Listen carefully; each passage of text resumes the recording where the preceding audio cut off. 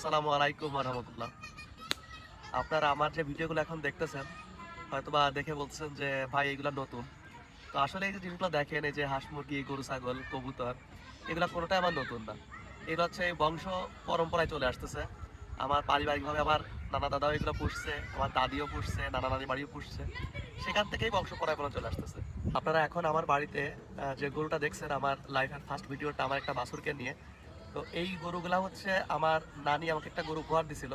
ওই তার থেকেই আস্তে আস্তে চলে আসছে, আমরা জাত উন্নয়ন করি নাই, এখান থেকেই চলে আসছে। আর একটা সময় আমাদের অনেক ছাগল ছিল, পরবর্তীতে মাঝখানে কিছু গ্যাপ ছিল, এখন আলহামদুলিল্লাহ আবার শুরু হয়েছে। কিন্তু এই যে এখন যে ছাগলগুলো দেখেন, এগুলো একটু দেশি জাতের ছাগল। আর আমাদের একসময় অনেক বড় বড় ছাগল ছিল, রাম ছাগল, যেগুলোর কান অনেক লম্বা। আর একটু ঘটনা বলি আপনাদের। আমার দাদির বাড়িতে অনেক গরু ছিল এক সময়। আমার দাদি এখন আলহামদুলিল্লাহ আছে, কিন্তু অনেক বয়স হয়ে গেছে। তো যতদিন পর্যন্ত তার সামর্থ্য ছিল, আমার দাদি ততদিন পর্যন্ত গরু পুষছে। ইভেন আমার নানিও ঠিক সেরকম। তো আসলে এই ভিডিওগুলো এখন নতুন কিছু না, এগুলো পুরাতন ভিডিও, মানে পুরাতন ভাবেই চলে আসতেছে। আমি জাস্ট এখন নতুন করে আপনাদের সামনে একটু উপস্থাপন করার চেষ্টা করতেছি। আর কবুতরের একটা গল্প আছে আমার জীবনে। কবুতর আমার অনেক শখ ছিল পোষার, কিন্তু আসলে আব্বু কখনো আমার কিনে দিতে চায়নি। পরবর্তীতে আমি যখন ক্লাস 6-এ উঠি, আমার নানি তখন তার ভাইয়ের বাড়িতে বেড়াতে যায়। তো গেলে আমার সেই মামা অনেক কবুতর পুষতো। তো আমি বলার পর ওখান থেকে আমাকে এক জোড়া কবুতর গিফট করছিল আর কি।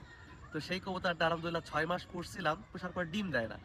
পরবর্তীতে একজনের কথা শুনে কবুতরটা বিক্রি করে দিয়ে আরো নতুন 3টা কবুতর, মানে 2 জোড়া আর একটা, আর পরবর্তী এর সাথে একটা জোড় দিয়ে এই 2টা জোড়া কবুতর থেকেই আলহামদুলিল্লাহ এখন পর্যন্ত আমার এই কবুতরগুলো চলতেছে। আর অ্যাজ ইউজুয়াল গ্রামের বাড়িতে যেরকম থাকে আর কি, হাঁস মুরগি এটা তো সবারই থাকে, আলহামদুলিল্লাহ আমাদেরও আছে। আর এইগুলো আসলে সে ওই পারিবারিকভাবেই চলে আসতেছে। তো এই জন্য আমি আবারও বলতেছি যে এই ভিডিওগুলো দেখে অনেকে আমাকে ফোনে বলেন, মেসেঞ্জারে নক করেন, ভাই এগুলা কি শুরু করছেন কিনা, নতুন কি? তো আসলে আমি নতুন কোনো কিছু শুরু করি নাই, এটা আমার পারিবারিকভাবে বংশ পরম্পরায় চলে আসা জিনিস। এগুলো আবেগের জায়গা, ভালোবাসার জায়গা। তো এইগুলা নিয়ে আসলে সময়টা কাটে। আর যেটা হচ্ছে যে আমি কখনো যেগুলো হাইলাইটস করি নাই, দেখাই নাই, কিন্তু এখন টুকটাক ভিডিও করি। আর যার কারণে আপনারা দেখতে পাচ্ছেন। তো বক্তব্যের একটাই উদ্দেশ্য, যদি আমার এই কাজগুলো দেখে কেউ ইন্সপায়ার হয়, কেউ অনুপ্রাণিত হয়, তার ভালো লাগে, সে যদি এই কাজগুলো শুরু করতে চায়, তো এটাই আমার সার্থকতা। আর দিন শেষে ভাই আমি তো কোনো খারাপ জিনিসকে প্রমোট করতেছি না। আমি মাটি নিয়ে কাজ করতেছি, মানুষকে নিয়ে কাজ করতেছি। আর এই একদম তৃণমূল পর্যায়ের এই প্রাণীগুলো নিয়ে কাজ করতেছি, যেটা আমার দেশেরই সম্পদ।